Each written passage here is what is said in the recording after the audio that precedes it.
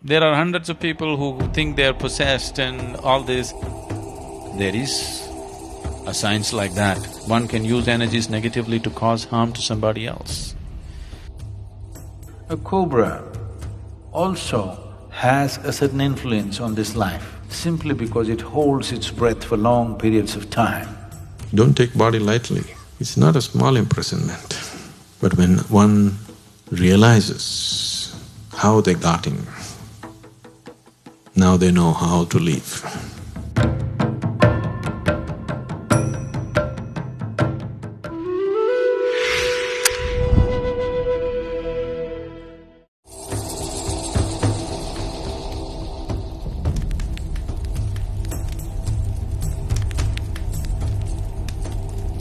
This disembodied life has no discriminatory mind. It will tend to go by its tendencies. Whatever karmic substance which is still not dissolved, which will form a certain type of tendency, will drive it in certain directions. Certain directions means wherever there is life, and the life is of such a nature that it breeds minimally. For example, a tamarind tree. If you go and watch the other trees, you will see a lot of birds will be sitting for the night's rest. No bird will settle down on a tamarind tree because the level of oxygen around a tamarind tree is extremely low. It may also move in the direction of a yogi who has a certain mastery over his breath because he is not breathing as much as others are breathing. A cobra also has a certain influence on this life simply because it holds its breath for long periods of time.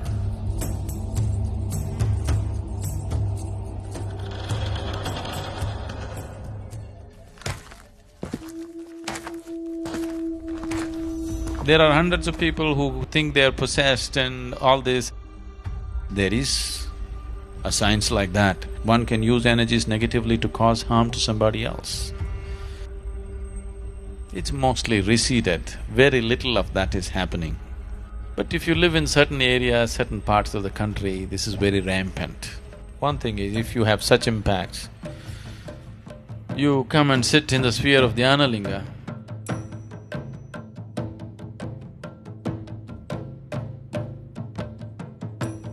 because there are occult dimensions to Dhyanalinga which just nullifies all this.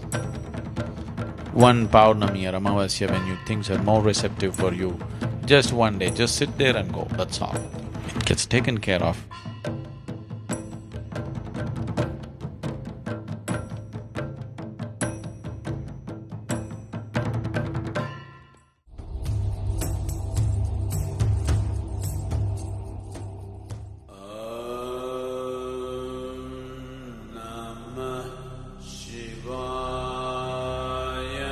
Your physical body is something that you have loaned from the planet on which you're living.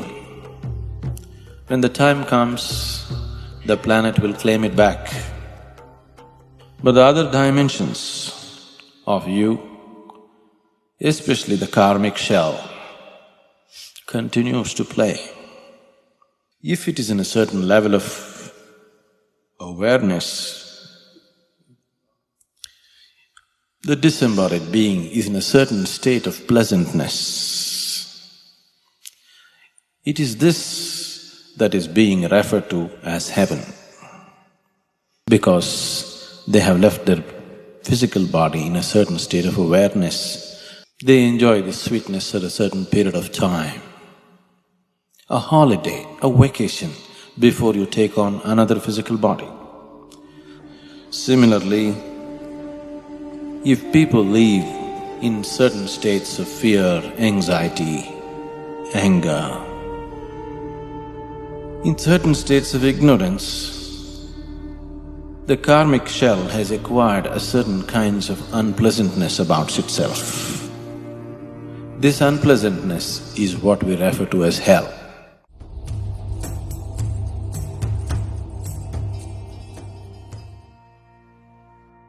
Normally when somebody dies, they say, this person is no more. But that's not the truth. He's no more the way you experience him, but he still is in any other place. Don't take body lightly. It's not a small imprisonment. Unless you break it open, you can't leave it, isn't it? But when one realizes how they got in, now they know how to leave. If a person consciously sheds the body without damaging the body in any way, like you shed your clothes, you shed your body fully consciously, then we say this is Mahasamadhi. When a person lives like this, that's the end. Truly no more. Once again, whatever you called as myself has just dissolved and become a part of the consciousness. So that's it. Nothing much. योगश्चित्तवृत्तिनिरोधः तदा द्रष्टुः स्वरूपे अवस्थानम्।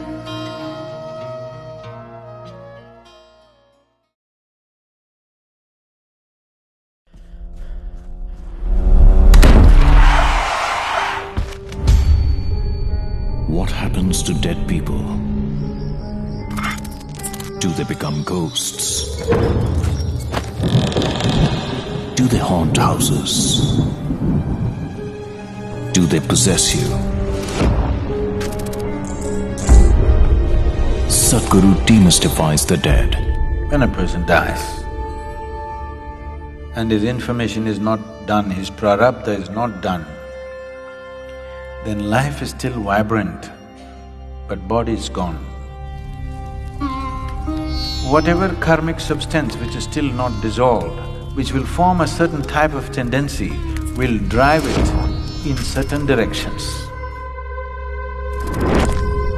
There are many aspects to it. If I say these things, you will start imagining things tonight. Watch Disembodied Beings, a 6-part series only on Sadhguru Exclusive.